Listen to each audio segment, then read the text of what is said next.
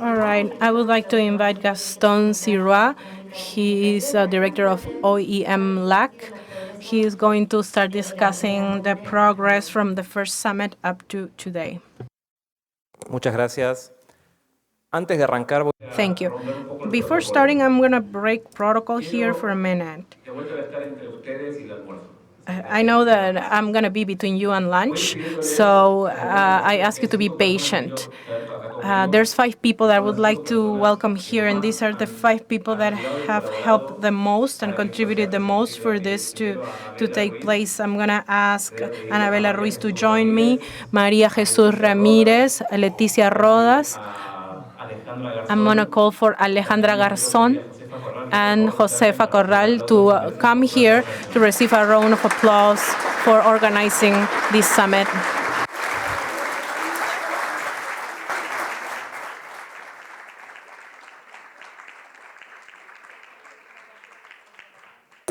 este equipo tiene una particularidad. So this team has a particular feature. First is that each of them had a different background or training, and all of them have doing things beside the role. In addition to the role, they live in different countries. One is in Chile, Anabel is in Argentina, Alejandra Colombia, Leticia in Paraguay. So the effort that we have done to coordinate all of this without being in a face-to-face setting and seeing these results, I just want to thank them because I love working with them, and I just have thank you words for them.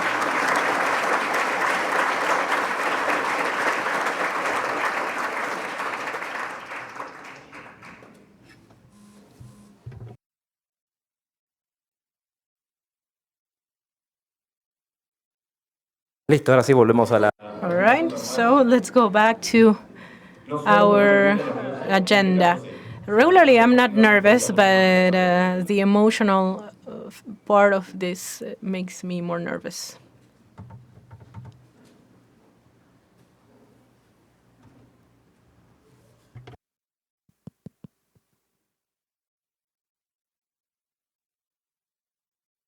Bueno, ¿qué quería hacer yo hoy? So today my intention was to invite you El celular. to use your cell phone today because I want to have interaction. I know that many times when we introduce information, we lose our audience. So there's many things that we want to show you, and there are things that you're going to access online.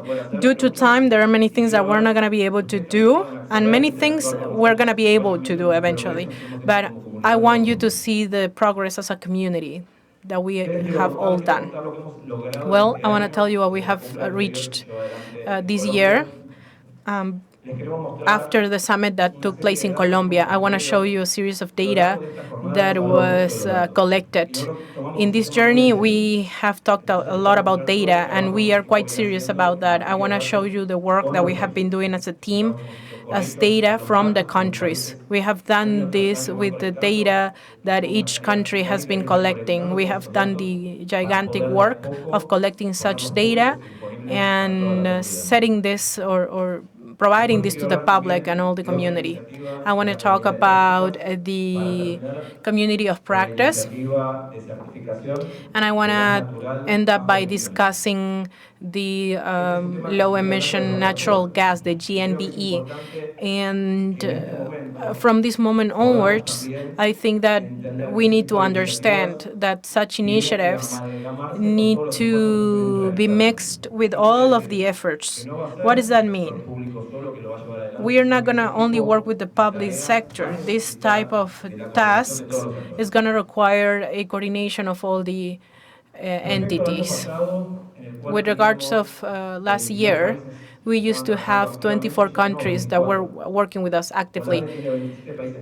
OLADE has 42. We are 3 members away of having 100% of all countries working in the observatory tasks.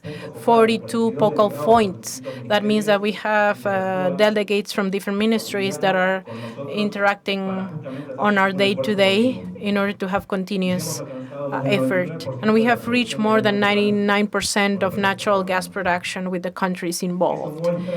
This shows, or this is a reflection of actually all the groups sitting here, because these are the people that are doing the task.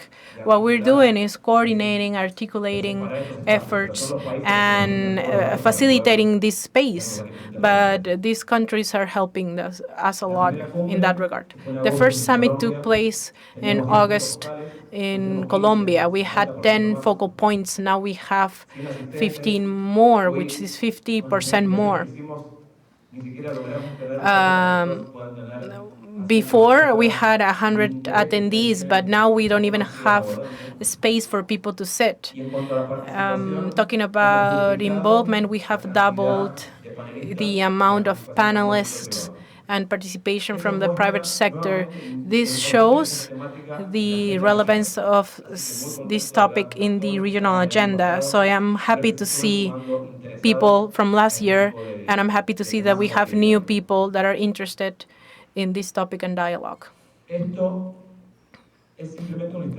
This is just a list of the milestones. We had the regional summit in the week of energy. We have dialogues with the public officers, and I would like to thank, such as Andres did, to all of them in order to generate these spaces that are key when it comes to the regulation aspects. We have worked in key alliances. We have an alliance with ARPEL. They are a technical ally for the observatory. We have had lots of participation in COP29. We are hoping to reinforce such activities in Belén. We achieved the first inventory report, and this is the report of the first summit. For the people that have not received it, I'm going to show you where you can download it from. But what are we looking for? Well, the information coming from these spaces should not stay in your memories. You should be able to access some such data. You are the expert, and everything that you share is going to be collected there and put at disposal of the public for everybody to know what we're doing and for us to continue building on it and not starting from scratch. In Energy Week, these were part of the panels that we were performing for this year in Santiago. We are considering to elaborate 3 panels related to methane, going from a year of 2023, in which hydrocarbons was not in the agenda, sets us to the world that we're in today, discussing hydrocarbons, integrating natural gas as a gas source, and the observatory. All of this shows that it's no longer necessary to think about natural gas as part of the transition. This is already accepted by the international community. This is a fuel. This is a reality that is going to be with us from here up to 2050. What we're doing today is introducing 3 launch. And then we're going to discuss a series of projects. The first launch is the OEMLAC website. This is going to be linked to the information that I'm showing you here, but I'm going to discuss this later on. I wanted to discuss the data relevance. Due to time, I'm not sure if I'm going to be able to do it, but we have prepared a Mentimeter with some questions. And for all the people that are here, maybe this could be regular questions, but how many times did you introduce the potential value of heating of methane? I'm sure that this is data that we all know. Or, for example, another question was the volume of liquefied natural gas with regards to other type of gases. There's data that we know, but there's other data that we don't. So going from data to the expansion of data was something that we believe it's of importance. I would invite you to visit the website of the observatory. This is a website as a result of OLADE, but all of our partners. We have received support from CAF, from GMH, in order to have this information at your disposal. We're going to have different tabs here. We're going to have the articles, the events, information that we are elaborating news. I want to start with the methane data. If you go to methane data, you're going to see there's a graph on data integration of each country emission. We want to have the 27 countries involved. We only have 7. But maybe you could imagine the gigantic effort behind introducing all of this data. Here, I just took a country, by the way. This is not because I'm Argentinian, but this is because this is a country that starts with an A. But currently, Argentina is currently emitting 350,000 kilotons of carbon dioxide, and we took this data from year 2022. But you're going to be able to see here how do we build these inventories. It was mentioned as well that we need to considerably improve on the way that we systematize the data and how are we going to help each country. If you go down in this same sheet, you are going to see different data. All of the data is not easy to understand. If you're not an expert on the topic, probably it will be hard for you. But the first data will be the representation of Latin America methane emissions in comparison with the global emissions. We are in 6.59%. But then we have a data that represents methane emissions of the country versus global methane emissions. What does that mean? Once again, randomly, for the case of Argentina, is 0.54. Sorry, not Argentina, Brazil. Yes, I remember now that I used Brazil in this slide. And for methane versus Latin America emissions. So this is how Brazil is contributing to these emissions in the region. And all of this data, this is not data that we are inventing out of our minds. This is taken from the reports coming from the countries. That's why it is important to have a systematization of this data to serve as a reference. It takes time to compile it, yes, but it's important work. And this type of event confirms that it's relevant. If I want to get a bit complicated, I could start talking about Colombia. We are talking about 75 million tons. And that would be representation of methane gas emissions with regards to the total of the national inventory of greenhouse emissions. So the first one is the total with regards to the other gases that are not methane. So 75 will represent the total sum.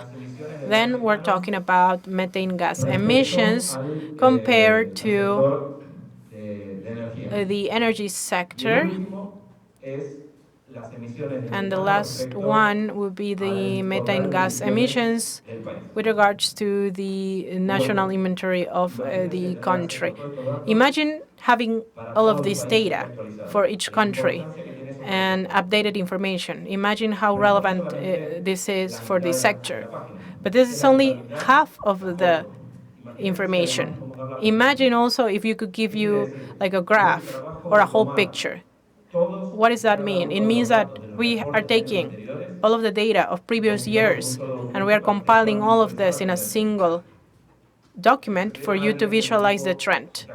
If you see somebody from our team that is very tired, this is the reason why, right? We only have 7, by the way. We are still in the middle of working 20, and I'm confident enough that our secretary would want more people involved or more countries.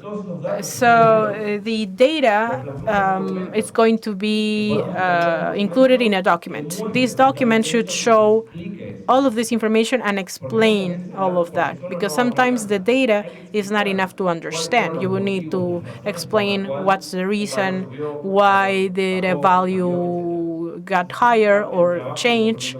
And that's the commitment that we have, not only sharing data, but also the explanation of each one of the data. Tenemos por delante la Semana de la Energía, en el cual este va a ser uno de los temas al cual le vamos a dar mucha importancia.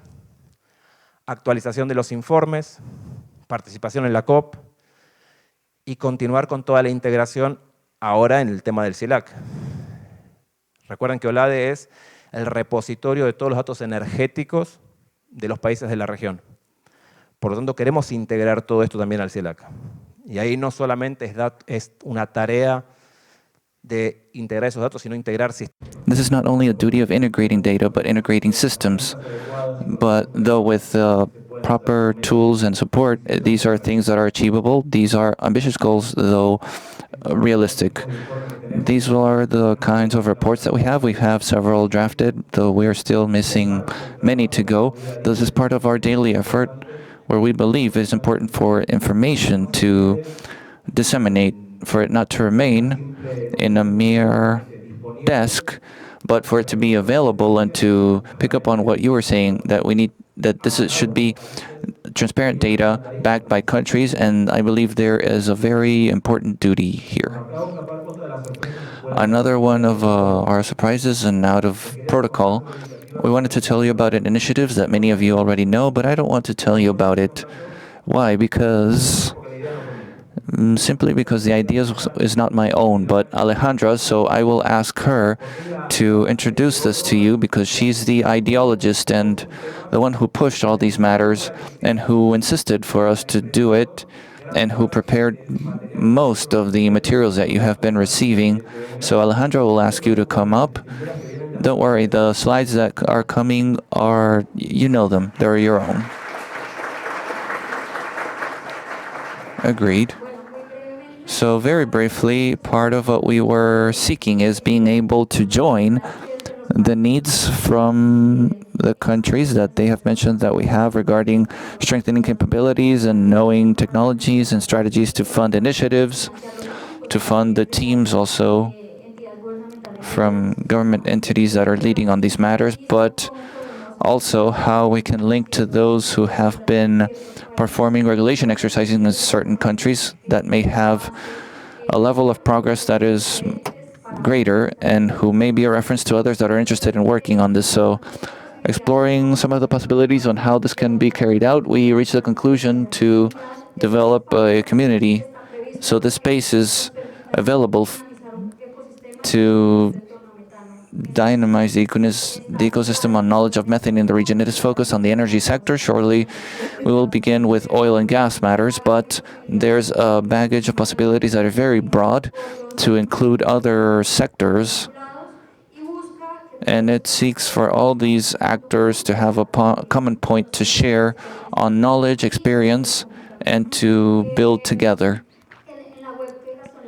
On the webpage that Gastón mentioned, we have a tab with preliminary information on the community.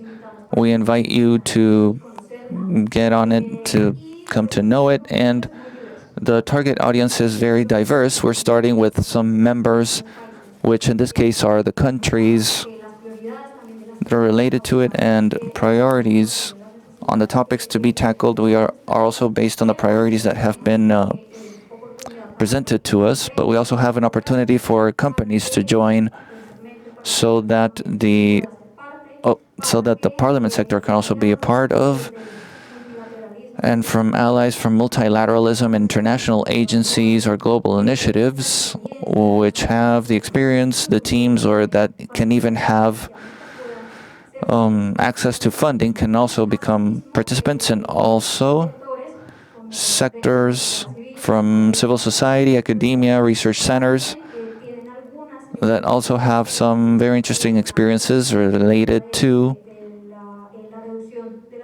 reducing methane emissions that you will surely be able to see today and tomorrow in our agenda.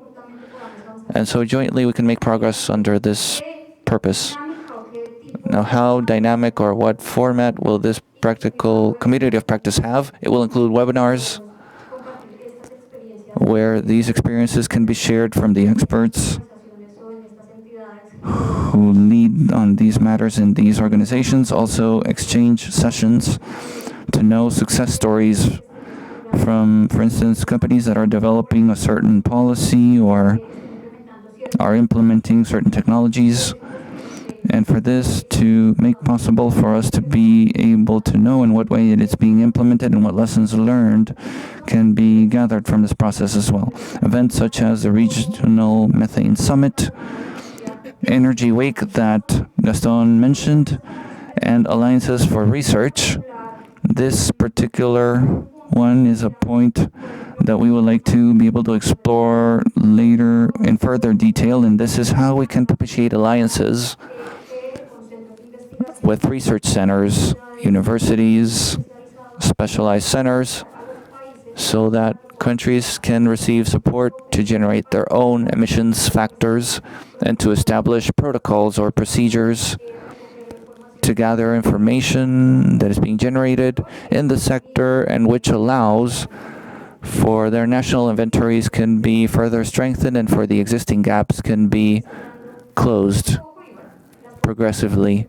And the possibilities here, I believe, are significant. Lastly, topics to cover.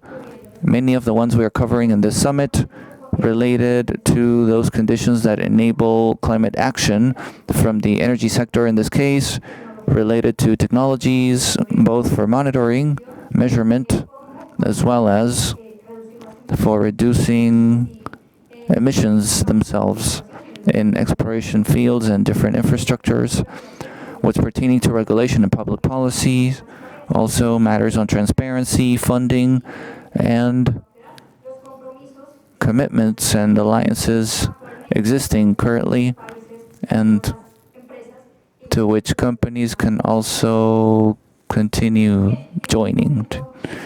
So at this time, we have strategic allies, which I believe are one of the key elements to be mentioned. We hope that we are able to distill much more in this process so that all programs and initiatives that they are putting forth and that they have an interest for the region to have a greater reach can be carried out. And perhaps here, also considering the possibility that I'm leaving some out, but we have PENUMA, IMEO, Climate Age, ARPEL.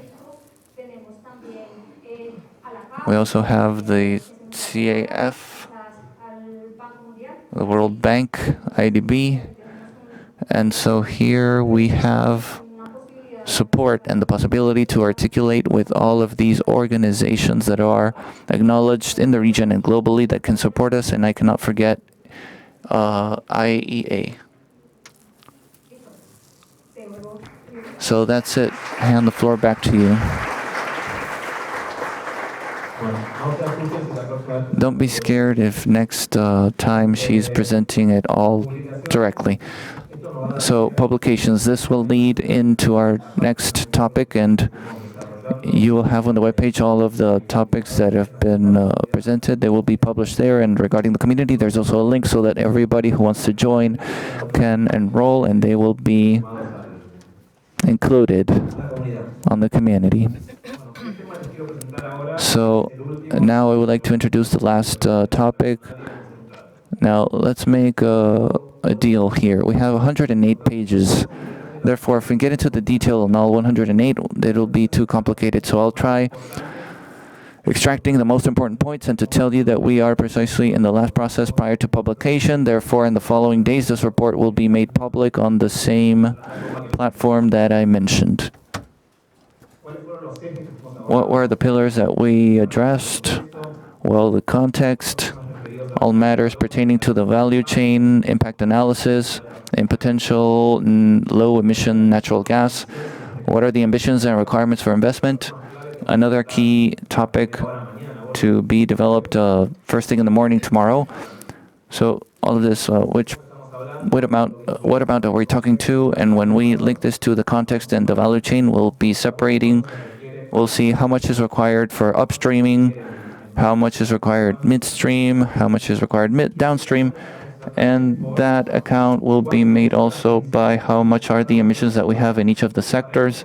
So for that, what was the effort that we had to undertake, and understanding that chain, separating that chain, cutting it precisely to be able to have greater clarity on potential investments for each of those things. We discussed the importance on data. There are data that sometimes we're not repeating enough. We're producing 200 billion cubic meters of gas yearly. We have 60,000 kilometers of gas pipelines in the region. If we add Mexico and Argentina, more than half of the pipelines are there. We have around 600 production units, 2 countries that are exporting, 10 countries that have regasification plants. This is data that we need to know because it's the best way to defend a position by knowing facts. And much of the tasks that we undertake to precisely identify how to quantify that, we are supported on IPCC. We don't go out to search or to invent data. We go to the existing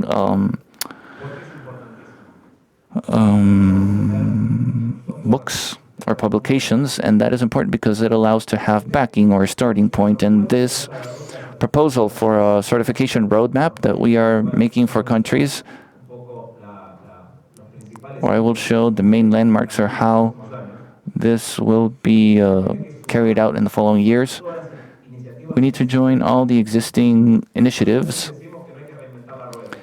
How often do we say that we don't need to reinvent the wheel? We don't need to come out with a new idea. What we need to do is to join sectors, and this is precisely for that purpose, to join the public sector through the Observatory or OLADE so that we are part of the discussion.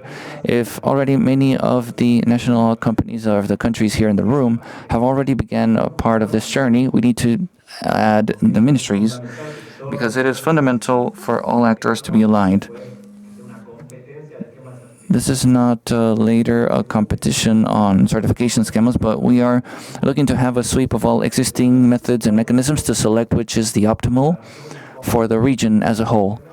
Finally, we'll have many opinions. I don't believe all countries agree about mechanisms at the first try, but we at least need to have a space for discussion for this to happen. I believe here in the space, most of you know better than myself all production schemas, everything that upstream requires in extraction, processing, midstream with transportation, then the liquefaction part, the transportation, regasification, and so on. But each of the stages you see here was the one that we assessed because it's not the same an investment on boring or extraction than in transportation. There are different technologies, different investments, therefore we must separate them to analyze each link in the chain. So part of the effort also to give context was seeking, again, data, understanding what is the production in every country, what is the destination we're exporting to. You might say, what is in the interest in knowing the destination of our exports? Why is it so important? Because if the world continues advancing in the trend that it currently has, where there will be barriers to exporting, we need to know who we're selling to.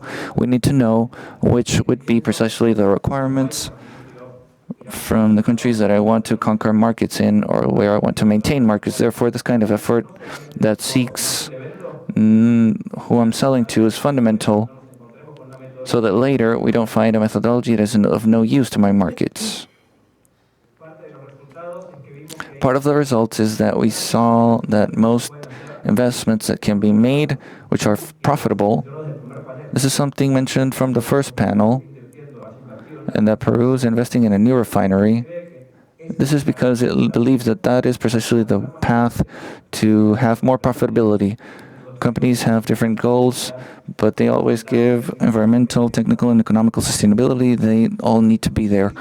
And the benefits that will help to have a natural gas chain that is cleaner, more sustainable. It will open up possibilities for new carbon markets. It will promote new businesses. And a matter for discussion, if not the most important one, that is aggregation, which is one more tool in that direction because it's not being done by a single country, but all. This on profitability that I mentioned before. Alternatives for certification. Part of what was researched here on the report, you can later find details. I won't get into all of this. After the presentations, you'll have them available for you to review along with the report. But I wanted to get here to this part on how can we move from an idea or a document into a reality. What is it that we need to do concretely? So that is efforts in the institutional domain. We need to identify frameworks or technical norms. And part of this space that we have legislators here is going in that direction. This cannot be done neither by the private nor executive sectors. They need to have also the presence of regulatory frameworks. And if those regulatory frameworks are also converging toward a word that is beautiful, which is harmonization, imagine how easy it can be for countries to work together if they articulate these policies, or the other way around, how hard it can be to exchange in the energy market if we are not agreeing on what are the foundations.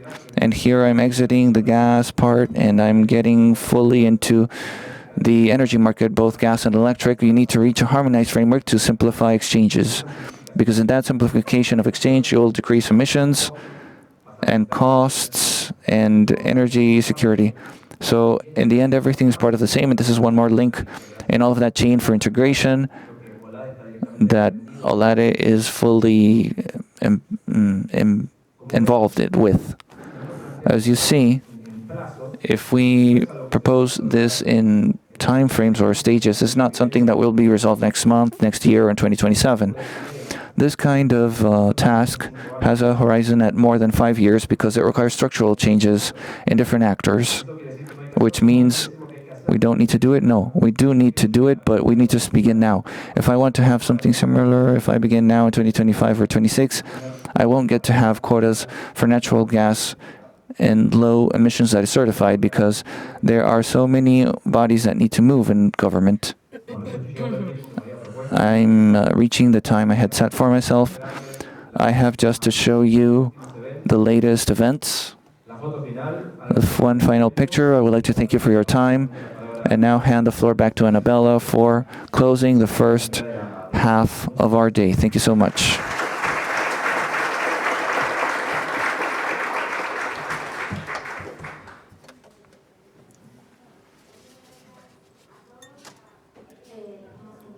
Thank you so much, everyone. We now invite you to a group picture. We will then pause and we will reconvene in an hour and a half.